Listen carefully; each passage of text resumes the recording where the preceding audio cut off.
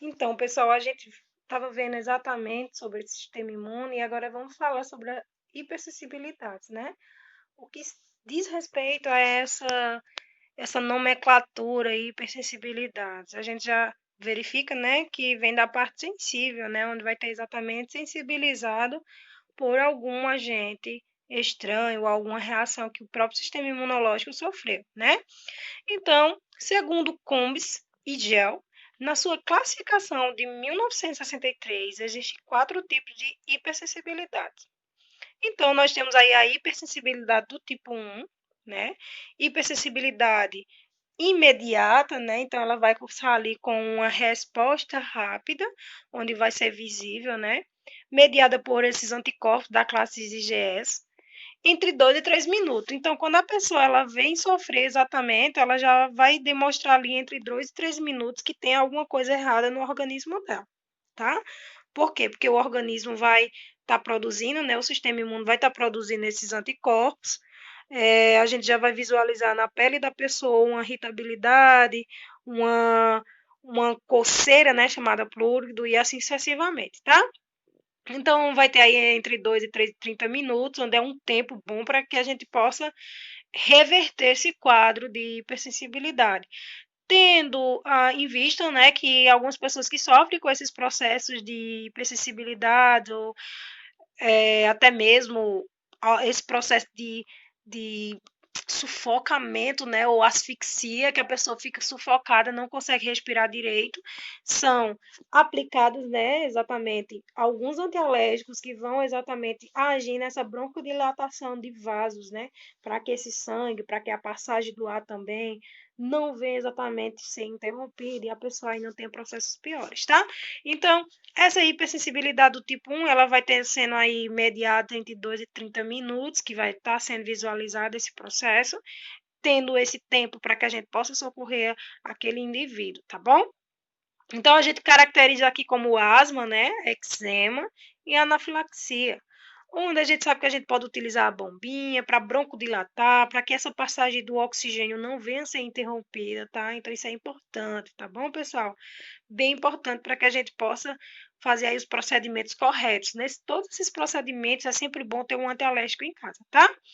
A gente sabe que essas hipersensibilidades a gente vem de ser descobrir que tem alguma sensibilidade a algum agente estranho ou algum fruto do mar, alguma comida, alguma semente, né, onde corresponde aí os amendoins, as castanhas do Pará, é, aos mariscos, né, e assim sucessivamente, quando a gente vem se expor, né, às vezes a gente come sem nem pensar ou nunca nem fez nenhum teste alérgico e aí só vai verificar quando a reação ela é explícita, né? Então, é bem interessante a gente avaliar isso, tá bom, pessoal? No caso das hipersensibilidades, certo?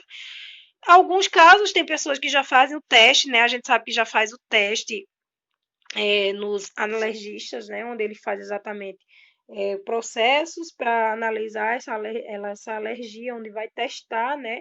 No braço, no antebraço do indivíduo e vai aí ocasionar exatamente um tempo para ver se aquela pessoa tem alguma alergia àqueles determinados componentes que foram expressos, tá?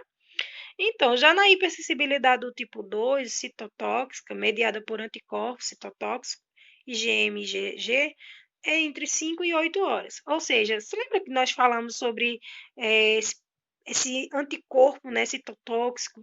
Ele vai ser aquele anticorpo de fase que vai combater, certo? Então, vai levar entre esse tempo de 5 e 8 horas, porque a gente viu que IgM é a fase aguda, IgG já é a fase prolongada, né? Um anticorpo de memória, um anticorpo que aquela pessoa teve o contato com aquele determinado agente, mas ela conseguiu reverter e aquele anticorpo ele vai estar ali presente, ou seja, aquela célula de memória que alguns escritores relatam vai estar exatamente ali de lembrança, né? A gente fala até assim, ela vai estar lembrando daquele antígeno que entrou em contato com o organismo da pessoa, tá? A gente vê aí que é na transfusões de sangue também, pessoal. Nessas transfusões de sangue, a gente sabe que quem tem um determinado tipo de sangue só pode tomar aquele sangue específico, né? Não pode exatamente ser transfusionado um sangue que não seja o mesmo, né?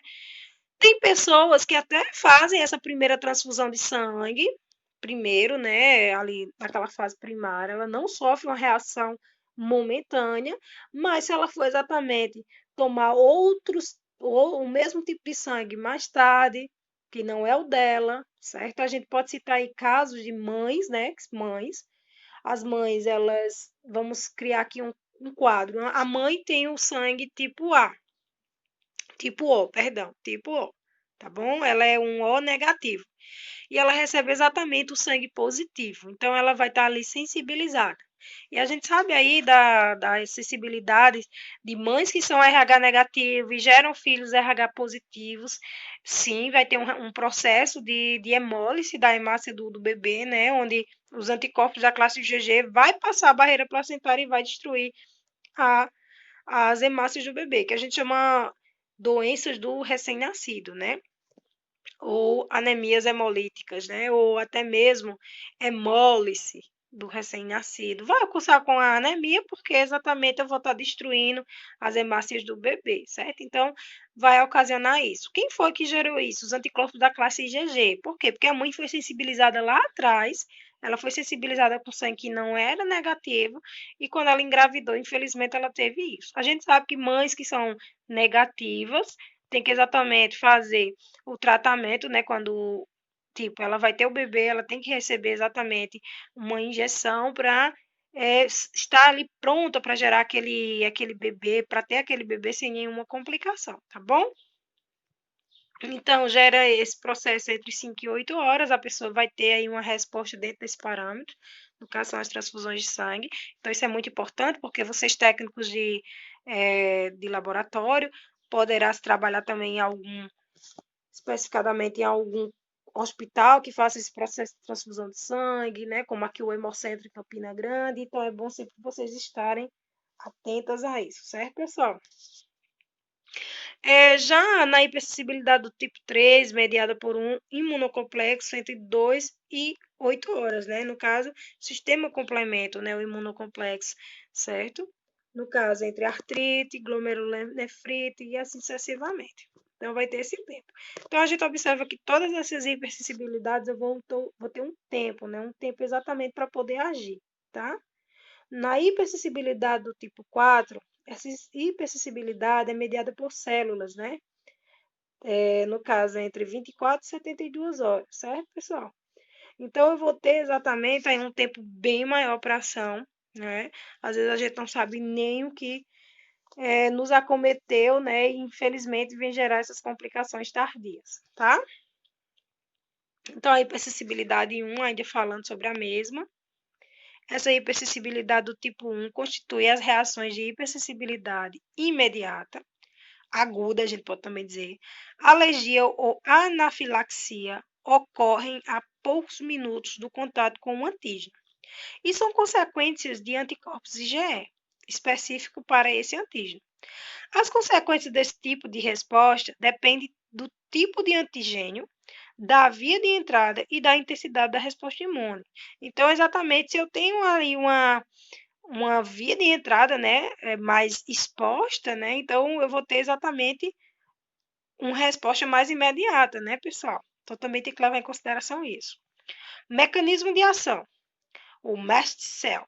Os mastócitos ou os mastócitos ligam-se à IgE e via de receptores, FC, no encontro com o antígeno, certo? Então, vai ter aquela interação antígeno e anticorpo, certo? O IgE fica em ligação cruzada, induzindo a degradação e liberação de mediadores vasoativos dos mastócitos. Exemplo, rinite alérgica, asma, alergia à comida e assim sucessivamente. No caso, gente, vai acontecer esse procedimento, certo? Vocês veem aí na figura, eu vou ter aqui o processo, né, de alergia, né, e a ligação dos anticorpos, certo? Vou ter aqui o mastócito, né? E ele vai estar exatamente fazendo essa degradação e assim sucessivamente. Ainda sobre a hipersensibilidade do tipo 1, seguido o contato inicial desse alergênio com a mucosa, há uma complexidade de eventos até a IgE ser produzida. E os sintomas ocorrem, né, após um segundo contato com o alergênio. antígeno, perdão, o alergênio. A resposta IgE dá-se a nível local e envolve a estimulação de células B, que são anticorpos, né? Então, vai ser produzido para as produzirem. Ou seja, pessoal, tem pessoas que são até mesmo já sensibilizadas, elas vão estar sendo expostas àquele determinado agente, àquele determinado antígeno, e elas não vão estar ali exatamente expressando, elas vão estar exatamente no segundo contato, né, com aquele agente estranho novamente, e aí elas produzem também uma resposta, tá? Exemplo, tem pessoas que comem algum produto determinado e elas não exercem uma resposta imediata, elas só vêm manter uma resposta tardia, quando ela é exposta novamente àquele agente, né, para ser demonstrado ali na pele dela, aquela irritabilidade e assim sucessivamente, tá? Então, os níveis dessa imunoglobulina são aumentadas nas reações alérgicas e infecções parasitárias. A determinação por si só dos níveis de IgE não determina um estado alérgico, embora sejam feitos testes na pele para determinar esses mesmos valores, tendo em conta, né, também fatores genéticos e ambientais. Também se chama esta hipersensibilidade atópica, né? Então, vocês observam que essa imunoglobulina, né, ela pode também estar em infecções parasitárias, né? E elas estão envolvidas exatamente nesse processo para que a gente venha avaliar como a mesma foi produzida dentro do organismo humano, tá? Ainda sobre ela, né, do tipo 1 genético, que a gente viu também que pode ser genético, pais alérgicos têm tendência para ter filhos alérgicos. No entanto, existem outros fatores que influenciam nas respostas do hospedeiro. Exemplo, quantidade de exposição àquele determinado agente, estado nutricional, presença de outras infecções crônicas ou virais. Os três mecanismos genéticos de predisposição para a hipersensibilidade do tipo 1 são níveis totais de IgE, HLA, resposta imunitária geral, certo? Então, pais que já têm filhos, pais que são alérgicos e têm aí filhos, os filhos também podem ser alérgicos também a determinado agente agressor, mas tem que exatamente verificar o estado daquele hospedeiro, né? Como a gente falou. Ah, se eu, professora Cida, sou alérgica a alguma castanha, algum amendoim, né? Então eu posso gerar meu filho ali também com essa predisposição. Mas tem que exatamente qualificar ali se o mesmo vai se expor muitas vezes àquele agente, entendeu? E assim sucessivamente, tá bom? Então, alergênio é um antígeno com capacidade de induzir a formação de anticorpos, né, da classe IgE, que em alguns indivíduos leva à hipersensibilidade, certo, pessoal? Então, esse alergênio é esse antígeno, né, que vai induzir essa formação de anticorpos, né, que vai exatamente levar a essa hipersensibilidade. Ou seja, tem pessoas que nem sabem que é alérgico, mas como ela se expõe a muitas vezes àquele agente, ela vai desenvolver esse tipo de alergia, né, essa produção de anticorpos, tá? Hipersensibilidade do tipo 1, os famosos mastócitos, né? São encontrados junto aos vasos sanguíneos da maioria dos tecidos e com morfologia variável. Assim que IgE se liga aos receptores Fc dos mastócitos ou basófilos e ao antígeno, ocorre a degradação.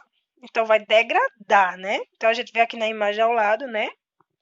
Vão se ligar os anticorpos aos mastócitos, né, gente? Aí tem aqui os receptores Fc, os mastócitos estão aqui, ó. E o antígeno tá nessa parte verdinha embaixo, tá bom? Então, vamos lá. Então, vai ser o quê? Degradado, né? Esta pode ser maior ou menor dependendo de outras substâncias, como as anafilotoxinas, C3 e C5A. A concentração de cálcio, a presença de algumas drogas, como a ACTH, sintética, codeína e morfina, que são drogas bem pesadas, principalmente aqui a morfina, pessoal, são drogas pesadas, né, que vai exatamente gerar isso. Ao nível intracelular, os domínios citoplasmáticos dos receptores Fc ativam as PTKS, que vão fosforilar as ITAMS, certo? Então, esse processo aqui, ele vai ocasionar, diante da exposição que a gente vai estar com o antígeno, certo? O antigênio. Sobre ela ainda, o resultado desta ligação é a exocitose, ou seja, quando eu falo de exocitose, eu vou estar expulsando aquilo que está dentro da célula para fora, de grânulos maioritariamente histamina. Histamina e serotonina, que são vasodilatador, permeabilidade capilar, quimiotático, que no caso, pessoal, a histamina, como ela é um vasodilatador, ela vai ajudar, né, vasodilatando aquele vaso que está exatamente com algum processo de alergia e a pessoa exatamente vai ficar sufocada, sem troca gasosa, vai ficar exatamente com os lábios cianóticos, as extremidades do dedo cianóticas e assim sucessivamente. Então, a histamina ela vai ajudar muito nessa vasodilatação, certo? Heparina é um anticoagulante, certo? Enzimas proteolíticas e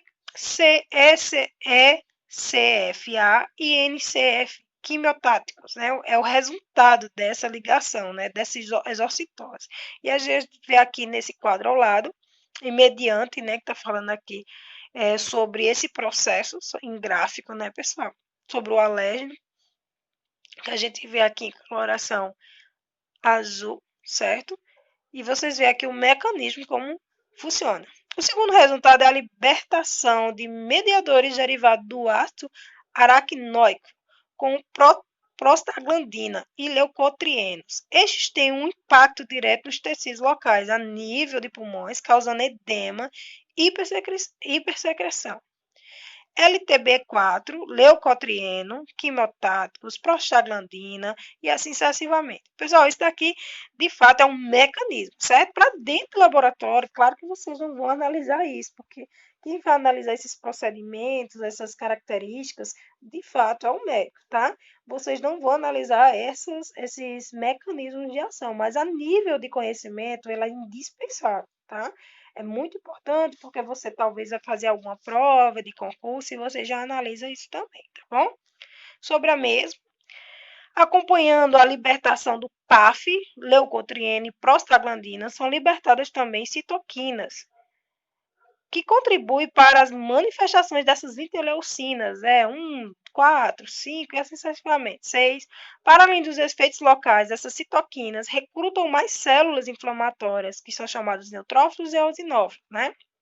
A interleucina 4 aumenta o nível de produção de IgE pelas células B, né? Isotipe, né? A interleucina 5 é importante na ativação dos eosinófilos e assim sucessivamente, gente. Então, esse é o mecanismo de ação da hipersensibilidade do tipo 1, né? Ela vai estar aí exatamente sendo importantíssima para a gente poder conter esses processos de sensibilidades imediatas, né? Sobre a mesma ainda, avaliação da hipersensibilidade, primeiro teste em vivo, com as provas cutâneas, né, que vai ser com as provas na pele, a gente vai ver se aquela pessoa tem ou não sensibilidade àquele determinado antígeno.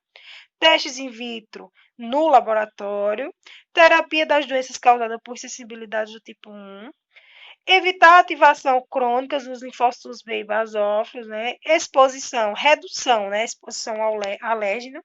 No caso, você sabe que tem já alergia àquele determinado componente, então você vai evitar fazer isso, né? Você vai diminuir. Inibição da resposta do alérgeno, terapia por sensibilização, bloquear a produção e função de mediadores e assim sucessivamente, tá bom, pessoal? Então, essa foi a nossa hipersensibilidade do tipo 1. Eu vou gravar mais um vídeo sobre essa sensibilidade do tipo 2, tá? Eu espero que vocês tenham entendido. Se vocês sentirem alguma dúvida, vocês podem exatamente entrar em contato comigo para que a gente possa discutir sobre isso, tá bom?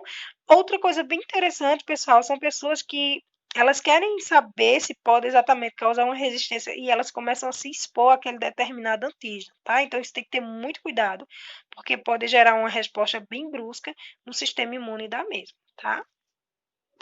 Então, eu fico por aqui e a gente volta na próxima aula.